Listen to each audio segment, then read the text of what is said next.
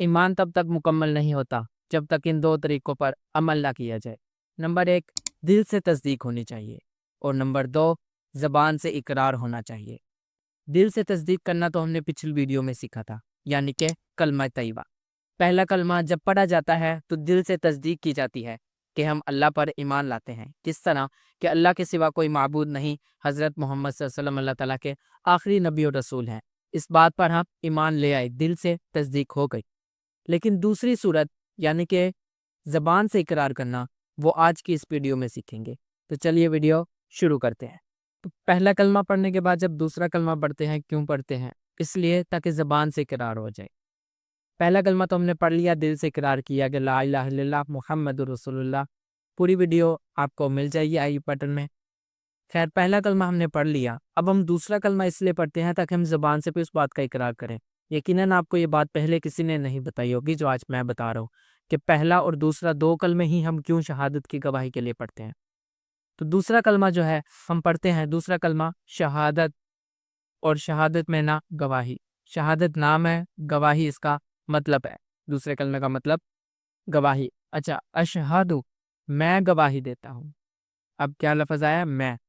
جب بھی ہم کسی بات کا اقرار زبان سے کرتے ہیں، جب بھی کسی بھی بات کا اقرار ہم نے زبان سے کرنا ہے تو ہم اس کے لیے کیا بولیں گے؟ میں نے جھوٹ نہیں بولا، میں کل گھر گیا تھا، میں کل یہاں گھومنے گیا تھا۔ جب ہم یہ جملہ بولیں گے یعنی ہم اپنی زبان سے اس بات کا اقرار کر رہے ہیں، ٹھیک ہے؟ یا میرے سے یہ گناہ ہوا ہے، یہ بات کیا ہو گئی؟ اقرار ہو گیا۔ اب میں اس طرح اقرار کرتا ہوں کہ میں گواہی دیتا ہوں، یہ زبان سے اقرار ہو گیا۔ کیونکہ ایمان کے اندر دونوں چیزیں آتی ہیں، تصدیق تو ہم نے کر لی، اب اقرار کر رہے ہیں۔ اقرار میں کیسے؟ اشہدو، اشہدو کا مطلب ہوگا میں گواہی دیتا ہوں، ان کا مطلب ہوگا یہ کہ، ٹھیک ہے؟ اب کس چیز کی گواہی دی جا رہی ہے وہ آگے آئے گا۔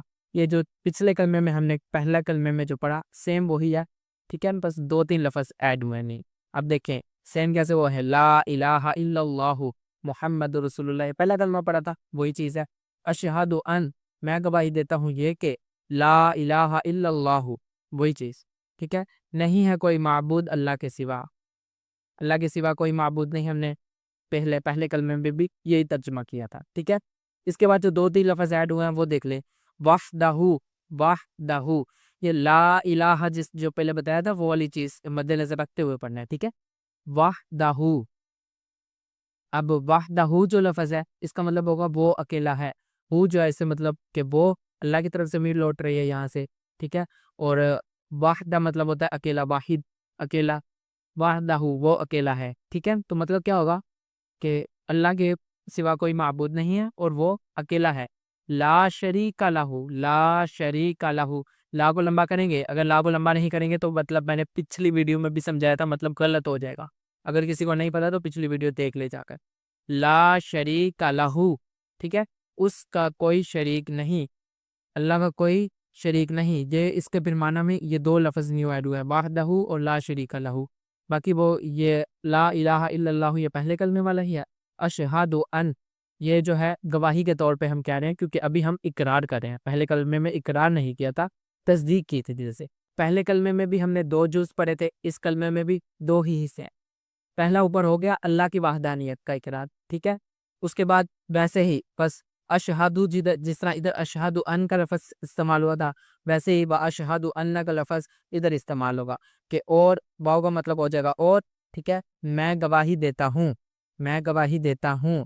اشہد معنی وہی والا جیسے وہاں تھا، ان کا معنی کہ، یہ کہ، میں گواہی دیتا ہوں کہ، اب گواہی کیا دینی ہے؟ کہ محمدن، اب دیکھو ادھر تھا محمدور، دال کے اوپر 2 پیش لگی ہوئی تھی، ٹھیک ہے؟ پچھلے کلمے میں، لیکن یہاں پر دال کے اوپر 2 زبر لگی ہوئے ہیں، محمدن۔ بس اتنا سمجھ لیں کہ جو دوسرا کلمہ ہے اس میں محمدن ہے، ٹھیک ہے؟ محمدن نہیں ہے، محمدن، دال 2 پہ کی جگہ دال 2 زبر لگیں گی، ٹھیک ہے؟ دال 2 زبر کے ساتھ آئے گا، 2 پیش اس میں نہیں آئی، یہ پہلے کلمے میں تھی۔ اور وَأَشْهَدُ أَنَّ مُحَمَّدًا، محمدن کا مطلب حضرت محمد صلی اللہ علیہ وآلہ وسلم، ٹھیک ہے؟ اور اسی طرح جب اذان میں ہم پڑھتے ہیں تو اذان میں بھی ہم یہی والا پڑھتے ہیں، اشہد ان محمد، بس آگے را کے ساتھ در رسول اللہ ملاتے ہیں تو محمدر، ٹھیک ہے؟ اس وجہ سے اذان میں محمدر ہوتا ہے اور پہلے کلمے میں محمدر ہوتا ہے، کیونکہ اس کے اندر جو ہے یہ والا نہیں آ رہا، اس کے اندر کلمے کا آ رہا ہے، پہلے کلمے کا ہی محمد رسول اللہ، اس میں یہ لفظ اللہ شروع میں نہیں ہے، اس وجہ سے اس میں ہے تو اس میں 2 زبر لگیں گی۔